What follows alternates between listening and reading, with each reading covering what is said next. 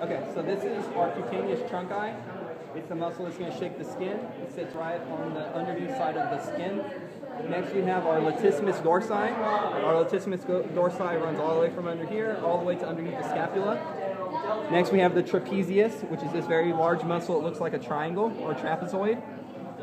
Next, if we flip it, we can actually see our brachiocephalicus. Okay, our brachiocephalicus runs from the brachius, okay, or the arm, to the head or cephalicus. Okay. Starting here at the top ridge of the scapula as well is the omotransversarius. The omotransversarius runs from there also up to the head. Next we have our superficial cervical lymph node, which you can see here right underneath the omotransversarius, right at the point of the shoulder. Okay, that's how you find it. Our sternomandibularis is a small strap-like muscle which goes from the sternum to the mandible. Okay, moving down here we have our superficial pectoralis muscle, which is this one. Remember, it's in 2 layers. So here's layer 1, here's layer 2. Then our deep pectoralis.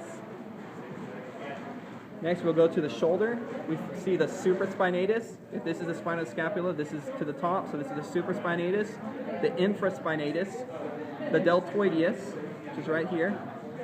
And then we have our tensor fascia antebrachii muscle here on the back side, right behind the triceps brachii, which is this very large muscle.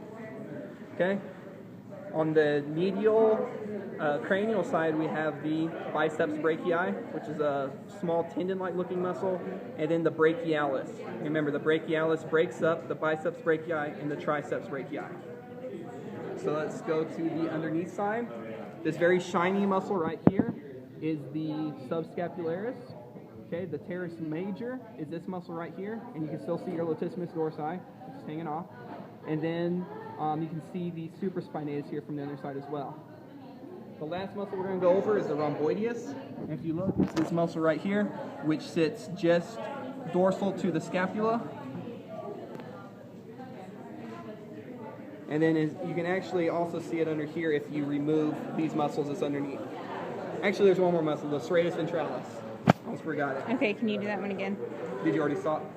No, just go. Okay, so the serratus ventralis is this very large fan-like muscle.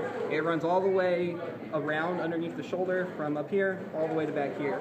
And if you look, it has these very serrated edges. And that's it. All right.